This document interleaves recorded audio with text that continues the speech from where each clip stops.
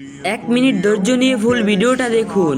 জিব্রাইল আলাইহিসসালামকে আল্লাহ তাআলা তৈরি করলেন। জিব্রাইল আলাইহিসসালাম আল্লাহ তাআলাকে জিজ্ঞেস করলেন, আল্লাহ আপনি কিতে খুশি হন? আল্লাহ তাআলা জানিয়ে দিলেন, আমি সবচেয়ে বেশি খুশি হই আমার বান্দা যখন আমাকে সিজদা করে। অতঃপর জিব্রাইল আলাইহিসসালাম আল্লাহ তাআলাকে সিজদা করলেন 30,000 বছর ধরে। জিব্রাইল আলাইহিসসালাম মনে মনে খেয়াল করলেন, আমার থেকে এত বড় দামি, এত বড় লম্বা সিজদা দুনিয়ার আর কেউ করতে পারবে না। আল্লাহ তাআলা নিশ্চয়ই আমার প্রতি খুশি হবেন।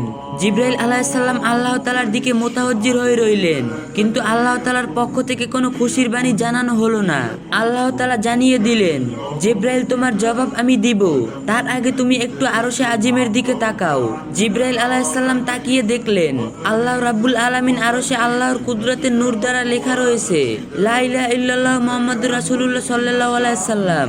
জিব্রাইল আলাইহিসসালাম জিজ্ঞেস করলেন, হে আল্লাহ, আমার সিজদার সঙ্গে এই কালিমের কি মিল? আল্লাহ তাআলা বললেন, ও জিব্রাইল শুনো, আমি আল্লাহ এই দুনিয়া তৈরি করব।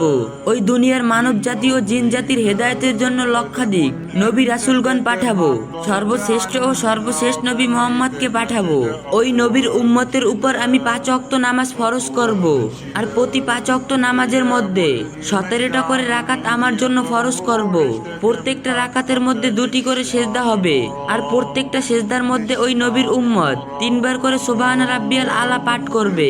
জিব্রাইল তুমি জেনে রাখো, আমার ওই মাহবুব নবীর উম্মত যখন সেজদায় গিয়ে সুবহান রাব্বিয়াল আলা বলে আমাকে ডাক দিবে, জিব্রাইল তুমি 30,000 বছর সেজদা করে যে নেকি পেয়েছো, আমি আল্লাহ আমার বান্দার আমল নামায় এর থেকেও 40,000 গুণ বেশি নেকি লিখি দিব।